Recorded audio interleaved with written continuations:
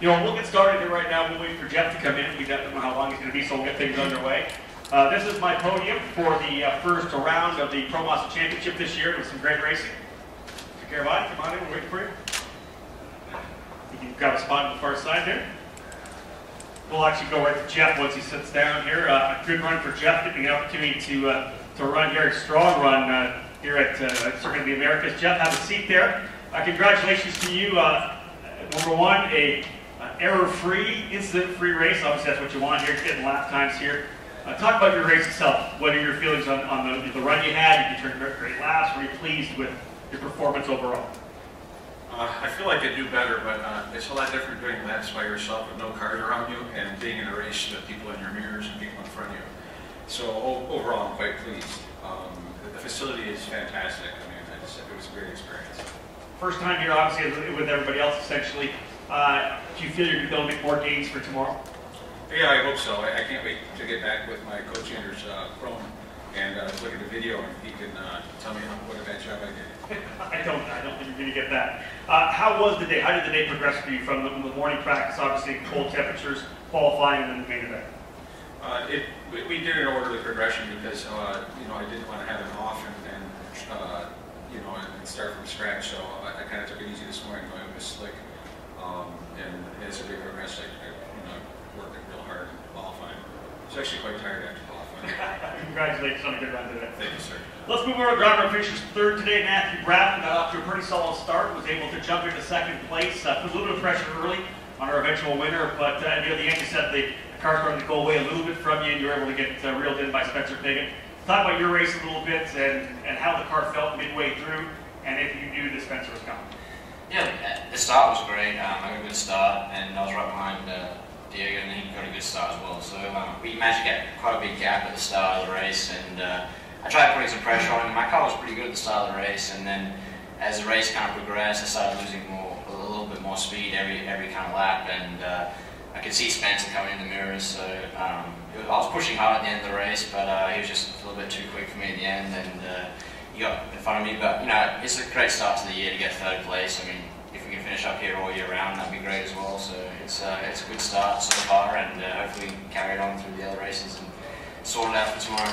Do you feel the issue you had today is something you'll be able to diagnose pretty easily? You said maybe you're losing the front of it. Is that something you think you're going to be able to make a fairly easy adjustment to give yourself more front grip? Yeah, I think so. I think we just go back and talk over it and look through everything and just diagnose the problem, I guess. But it's not a real problem. It's just a car balance problem. So we'll just sort it out, get it all sorted, and it was a little disappointing seeing we were so fast all the way up leading to into this race, but we're still there, so we can't complain.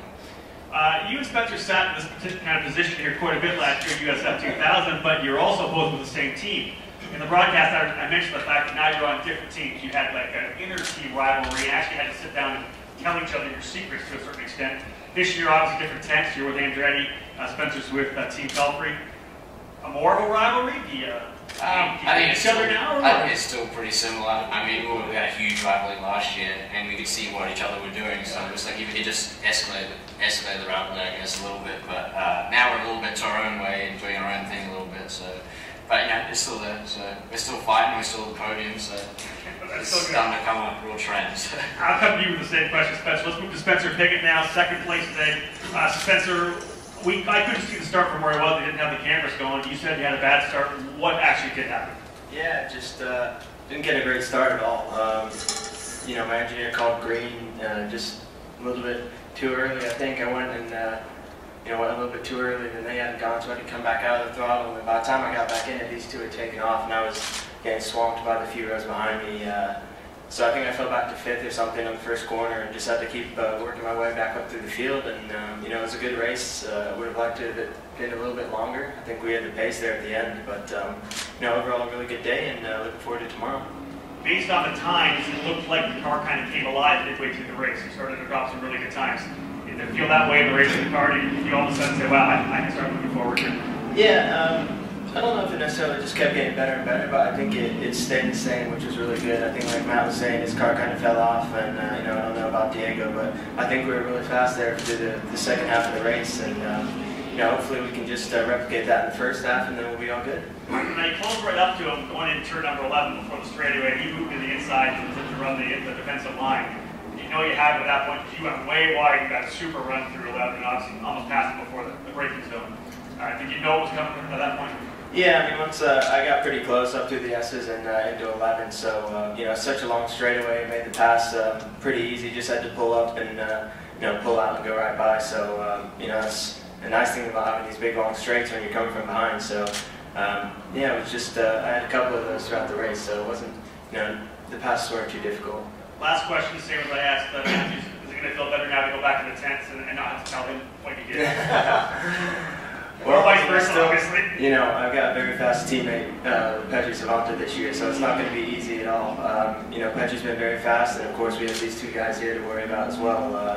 You know, I want to beat everyone just as bad as I'm sure everyone wants to beat me. So we just got to go back to the tent and try and figure out try to find some more speed. Congratulations, well done. Thanks a lot.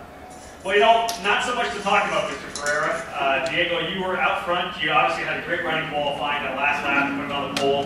You used it fully, leveraged it, was able to pull away, and you just kind of walked away. You had a second, I think, at the very start, and then you just started dropping all the fast times. Was your car really good out of the gate, out of the green flag? Yeah, actually it was a plan. Pass the first corner on the first position, and then got a really good gap to make the fast lap. It was really hard on the start. Matthew was really fast at the start, but I have to brake a lot of points. So I finally made it, and then just push. Now, any time at the end of the race you kind of back down a little bit, because we're turning great lap times, you kind of slowed up a little bit. Spencer was closing, but not enough. Just slow up a little at the end. Yeah, I just slowed. I knew that I had a really good gap, so just like 4 laps to go, I just slowed down, make that everything is okay. Just finish the race. Now, last year, like 5th was your best finish. You had some pretty good runs last year, 6 overall, I think. Fourth? Okay, 4th your best finish. Yeah. Well, now you come out of the season here with a win. Yeah. How's it feel? Well, it's awesome. I think last year it was a rookie, so learning the tracks, everything. This year maybe it's my year, I hope. I will fight for the championship with everything, these good drivers, and try to do my best. Diego, congratulations. Well done on your first win of the year. Thank you very much. Any questions right now for my drivers here today? Okay, question for Matthew. Good. Go for it. Matthew, I know we talked a little bit after qualifying, and you were having some car issues. When you were fighting the front end of the race, was that a mechanical issue or just an imbalance? Yeah, well, in qualifying we broke the front wing in the second or third lap, so we were looking good. We thought we were looking really good for the race, but obviously I don't think that really affected us too much. And I haven't really looked over the car, but I'm sure there's nothing wrong with it. It was running quite strongly at the start of the race. I think it was just more of a balanced issue. I think maybe we're kind of learning the tire a little bit as well. So you know, maybe I tried to push way too hard at the start and lost it a little bit, trying to catch Diego. But you know, we're just kind of learning a little bit with those kind of things, and we just kind of feel it out and go over everything when we get back, and yeah, see what we can improve. Anybody else? You know? You did a good job, man. You asked all the stuff I was going to ask. Guys, congratulations. Well done. You got some debriefing to do. Congratulations. We'll see you back here tomorrow. Thank you.